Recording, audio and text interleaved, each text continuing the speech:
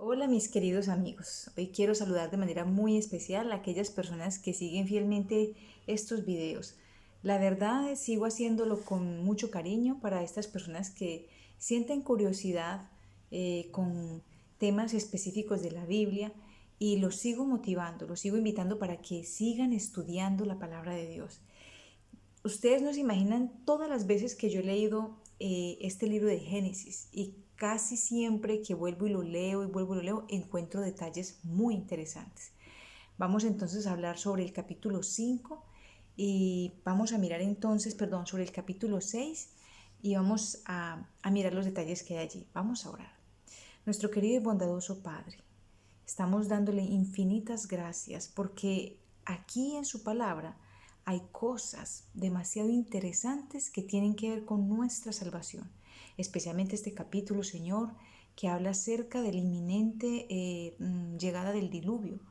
Para ellos en esa época y para nosotros hoy viene también un aviso importante. Ayúdanos a prepararnos y a entender de que tú eres un Dios de misericordia, que da oportunidades, pero que también es un Dios justo.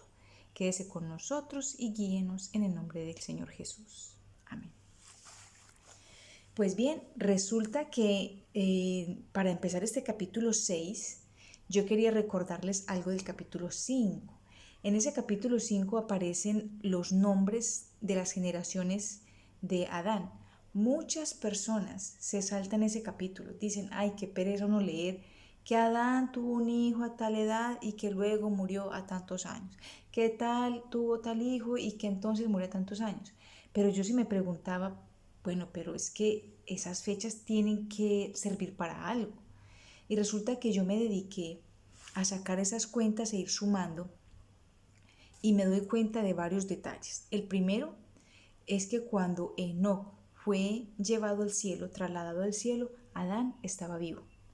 Eso quiere decir que esa noticia él la escuchó y no sé exactamente cómo pudo haber reaccionado, pero la verdad, de más que él sintió nostalgia, puesto que un descendiente de él fue elevado al cielo, no él, otro.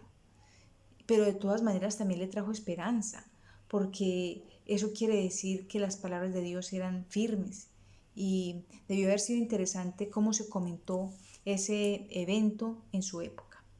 La segunda cosa que descubrí es que Adán estuvo casi cerquita al diluvio, porque Adán vivió 930 años y resulta que el diluvio vino a los 1000, bueno, tampoco tan cerca, pero sí a los 1656 años. ¿Cómo sé esos años?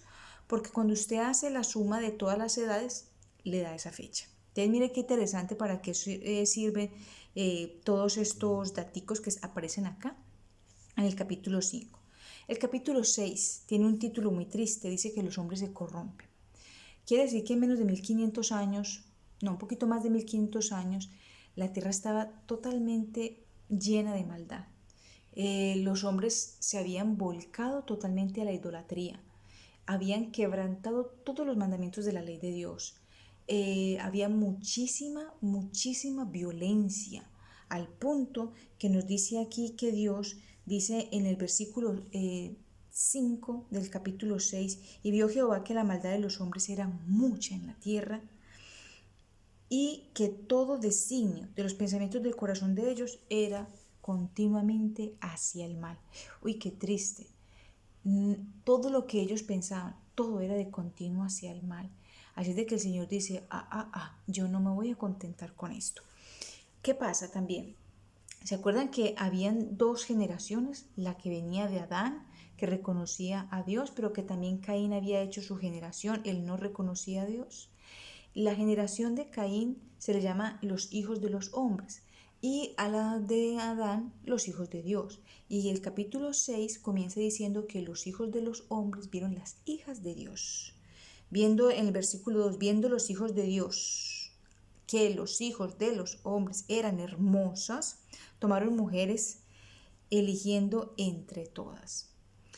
¿Qué pasaba? Que mientras que el pueblo de Dios estuvo tratando de alejarse de la maldad, terminó siempre involucrándose con esa generación. Y fueron los hijos de Dios los que tomaron las hijas de los hombres. Y dice que tomaron de entre todas. Eso quiere decir que seguramente no se conformaban con un matrimonio de una pareja, sino que involucraban más personas allí. Cosa que Dios nunca ha aceptado ni tampoco ha dicho que se pueda. Entre otras, esta fue una de las cosas que ellos corrompieron sobre la tierra, el matrimonio. Por eso nosotros vemos aquí una amonestación, un llamado que hace el mismo Jesús en Mateo capítulo 24, por acá en el versículo, digamos que del 36 en adelante, dice: Empero del día y de la hora nadie sabe, ni aun los ángeles del cielo, sino solo mi Padre. Aquí está hablando entonces acerca de la segunda venida de Jesús. Y versículo 37, mas como en los días de Noé, así será la venida del Hijo del Hombre. Porque como en los días antes del diluvio estaban comiendo, bebiendo, casándose y dándose en casamiento hasta el día en que Noé entró en el arca. No conocieron hasta que vino el diluvio y llegó a todos. Así será también la venida del Hijo del Hombre. Ustedes ven aquí que dice que casándose y dándose en casamiento. No quiere decir que no se pueda casar la persona, sí se puede casar, pero no como lo están haciendo ahora o como lo estaban haciendo en ese tiempo. Ustedes saben que ahorita una persona se casa y pues sin razones de peso dice: no, ya me voy a separar, me equivoqué. Y entonces se separa y se casa con otra. Y así hacen del matrimonio un negocio fácil que se disuelve fácilmente. Y no solamente eso, sino que también se está permitiendo el matrimonio entre parejas del mismo sexo y mucho más allá. Ya incluso hay parejas que están conformadas por un hombre y un animal. Me enamoré de mi vaca, me enamoré del perro y sí señor, que se casan. Es más, hay gente que se ha casado que yo sepa, con sus muñecos. Usted se puede ya casar con lo que quiera, mejor dicho. Eso según los hombres, pero nunca será según Dios, porque nuestro Dios no es hombre que mienta ni que se arrepienta. Él no cambia. Cuando Él da un mandamiento, ese mandamiento permanece y permanece para siempre, como lo dice también Isaías 48. Sécase la hierba, marchítase la flor, mas la palabra de Dios permanece para siempre. Esos mandamientos que Él había dado, los había dado para bien de la humanidad.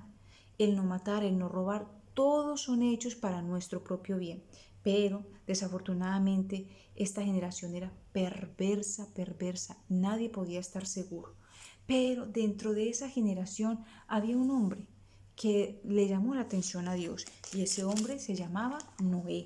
Aquí nos dice: empero Noé halló, eso está en el versículo 8, halló gracia en los ojos de Jehová. Él halló gracia en los ojos de Jehová. Noé tenía 3 hijos, Sem, Cam y Jafet. Estos chicos estaban casados. Tenían entonces, la familia de Noé estaba conformada por 8 personas. Noé, su esposa, sus 3 hijos y sus 3 nueras. Pues resulta que a este hombre es al que Dios le da la orden de que predique por 120 años. ¿Y cómo lo va a hacer? Aquí nos dice en el versículo, ya les voy a decir, en el versículo 3. Dijo Jehová: no contenderá mi espíritu con el hombre para siempre, porque ciertamente él es carne, mas serán sus días 120 años. A partir de ahí empieza una contrarreloj, donde simplemente va a haber una persona que va a estar predicando, o unas personas, porque pues va a estar también la familia de Noé, que le va a estar diciendo al mundo que Dios ha decidido enviar un diluvio. Como nos lo advierte acá, dice en el versículo 6, arrepintióse Jehová de haber hecho el hombre en la tierra. Ay, qué triste esas palabras. Y pesóle en su corazón. Versículo 7, y dijo Jehová: raeré a los hombres que he creado de sobre la faz de la tierra, desde el hombre hasta la bestia y hasta el reptil y hasta las aves del cielo, porque me arrepiento de haberlos hecho. Y dice que por acá nos dice versículo 13, y dijo Dios a Noé: el fin de toda carne ha venido delante de mí, porque la tierra está llena de violencia a causa de ellos. He aquí, yo los destruiré con la tierra. Hazte un arca de madera de gofer, hárales aposentos al arca y la vas a embadurnar con brea por dentro y por fuera. Entonces, ¿qué pasa? Vemos aquí que también Dios cumple un versículo que dice que el Señor no hará nada sin que primero se lo comunique a sus profetas. Antes de hacer cualquier cosa, el Señor advierte. Él nunca llega así de sorpresa y entonces para que el hombre diga, Señor, pero es que usted no me dijo, no. Primero viene una advertencia y es una advertencia con un buen tiempo y luego se ejecuta la sentencia tal y cual. Pues resulta que cuando Noé empezó a predicarle a estas personas que efectivamente venía un diluvio, lo que se encontró fue con personas totalmente incrédulas, pues como estamos diciendo estaban llenas de maldad, que lo único que hacía era que se mofaban de esas advertencias. Jamás había caído una gota de agua del cielo, jamás. Porque ya lo habíamos leído en el capítulo 2, donde nos dice que brotaba de la tierra un rocío. Eso está en el versículo 5, y toda planta del campo, del capítulo 2 de Génesis, versículo 5, toda planta del campo antes que fuese la tierra y toda hierba del campo antes que naciese, porque aún no había Jehová Dios hecho llover sobre la tierra, ni había hombre para que labrase la tierra. Como no había caído agua, para los hombres eso era un ridículo, lo que Noé estaba advirtiendo. Era algo que no estaba contemplado dentro de las leyes naturales. Y estas personas tenían la naturaleza en un alto concepto, que de ellos decían que la naturaleza estaba aún por sobre Dios, que esas leyes estaban fijas y que eso no podía cambiarse. Pero Noé, muy obediente, junto con su familia, empezaron la construcción de esa arca. Dice que muchas personas vinieron para ver ese evento, ver a esas personas haciendo algo tan supremamente ridículo, es que era totalmente salido, no podían entender. Y 120 años se demoraron construyendo esa arca, que dicen que es más parecida a una casa que a un arca, porque tenía aposentos, era de 3 pisos, la luz entraba por la parte de arriba, tenía una sola puerta, inmensa, inmensa. Y aparte de eso, tenemos que Dios es el gran arquitecto de esa arca. Para esa época el hombre no tenía esos conocimientos y no habían hecho semejante estructura. Por tanto, Dios fue el arquitecto y Noé fue ese maestro constructor. Así de que cada martillazo que él daba era una amonestación para las personas. Él les rogaba y les decía, prepárense, prepárense porque Dios ya tiene determinado un tiempo y pues Él lo va a cumplir.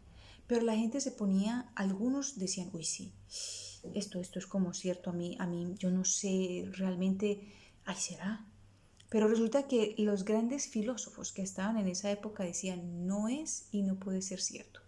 Además, estudiando el mismo Dios, Él es un Dios de misericordia. Él no haría semejante maldad a la tierra. No creemos que eso pase. Entonces, como la mayoría de las personas y como los grandes filósofos de ese tiempo decían que eso no podía ser, pues resulta que la mayoría ganó en ese sentido, de que se hicieron hacia un lado de Noé y simplemente observaban, seguían su vida, seguían en sus juergas, en sus fiestas, y dice que para el final, cuando ya la arca estaba terminada, estas personas todavía se volvieron aún más crueles en su forma de hablar, en su forma de ser. La maldad era impresionante, como nos dice aquí la misma Biblia, y entonces definitivamente Dios no va a contender para siempre con la carne. Así es de que nos han advertido también a nosotros para este tiempo, de que a nosotros nos espera también una destrucción final para la tierra. Y hoy hay un mensaje claro que se está predicando a través de todo el mundo, y es que nosotros debemos de prepararnos para la segunda venida de Cristo, porque cuando Él venga, Él va a venir por todas aquellas personas que decidimos seguir sus pasos, que decidimos obedecerle, que amamos su ley, que estamos aquí como personas pacíficas, pero que entendemos que esta no es nuestra casa, nuestra ciudadanía pertenece en un lugar diferente a este, porque ahora la tierra también está también tan corrupta como lo fue en los días de Noé y antes más. Nosotros fuimos advertidos por Pablo, donde decía que para esta época habrían tiempos peligrosos. Hombres amadores de sí mismos, detractores, vanagloriosos, avaros, desobedientes a los padres, que dice que tienen apariencia de piedad, pero que no, en realidad no la tienen. Y aquí, especialmente en la segunda carta de Pedro, en el capítulo 3, hay una advertencia para nosotros hoy y es muy clara, que hay en este momento personas que se burlan de este mensaje. ¿Y cuál es este mensaje? De que Cristo va a volver. Y Él nos dice así, en el versículo 5, ciertamente ellos ignoran voluntariamente que los cielos fueron hechos en el tiempo antiguo por la palabra de Dios y que la tierra por agua y en agua está sentada. Nos está diciendo Pedro que definitivamente el agua está sentada en agua. Si ustedes recuerdan en Génesis capítulo 1, nosotros veíamos que la tierra era toda una bolita de agua, llenita de agua. Cuando Dios empezó a intervenir el planeta, Él simplemente le dijo a las aguas que se separaran. Unas están arriba y a eso Él lo llamó firmamento y a las otras la llamó mares. Entonces nosotros todos, toda la tierra, arriba y abajo, tiene agua. Dice versículo 6, por lo cual el mundo de entonces pereció anegado en agua. Porque cuando llegó el diluvio, todas esas cataratas fueron abiertas y eso prontito el mundo fue llenado de agua. Verá lo que dice el versículo 7, mas los cielos que son ahora y la tierra son conservados por la misma palabra, guardados para el fuego del día del juicio y de la perdición de los hombres impíos. Aquí nos dice en el versículo 4, perdón, era donde decía, ¿por qué se burla la gente? Diciendo, ¿dónde está la promesa de su advenimiento? Porque desde el día en que los padres durmieron, todas las cosas permanecen así como desde el principio de la creación. Muchos no creen, hombre, que Jesús va a volver. Eso hace rato lo están diciendo y yo no veo que pase nada. Y enseguida cuando se les predica de que la tierra va a ser ya no destruida por diluvio, sino que va a ser destruida por fuego, sí que es cierto que se burlan, porque jamás hemos visto caer fuego del cielo como si fuera agua y como en cataratas. Sin embargo, Pedro sigue advirtiendo. Dice acá en el versículo 10, mas el día del Señor vendrá como ladrón en la noche, en la cual los cielos pasarán con gran estruendo, y la tierra y las aguas que en ella están serán quemadas. Pues como todas las cosas han de ser deshechas, que tal les conviene que vosotros seáis en santas y pías conversaciones, esperando y apresurándoos para la venida del Dios, en el cual los cielos siendo encendidos serán deshechos, y los elementos siendo abrasados se fundirán. Así de que, ¿qué pasa? Usted y yo tenemos una decisión que tomar. Todos, ya vamos a ver en el capítulo que sigue en el 7, todos los que subieron al arca, ninguno de ellos pereció, pero todos los que estaban fuera del arca, todos perecieron. Igualmente para nosotros hoy hay una advertencia. Todos los que queramos ser parte del pueblo de Dios, Dios ha prometido, seremos salvos. Pero si yo insisto en seguir mi vida como la estoy llevando, en una vida quizás libertina, lejos de Dios, sin reverencia hacia Él, sin gratitud hacia Él, sin un reconocimiento hacia Él, pues cuando Él venga, yo no estaré dentro de ese grupo, porque me he deleitado más en lo terrenal y con lo terrenal me quedaré. Así de que yo quiero invitarles a que nosotros pensemos que hay un Dios en lo alto y que ese Dios gobierna sobre toda nuestra naturaleza y sobre nosotros mismos. Él es nuestro creador, nuestro Dios, nuestro sustentador. A Él nos debemos, de Él somos y queremos no que servirle por temor de lo que viene, sino por amor por todo lo que Él ha hecho ya por nosotros. Dios les bendiga.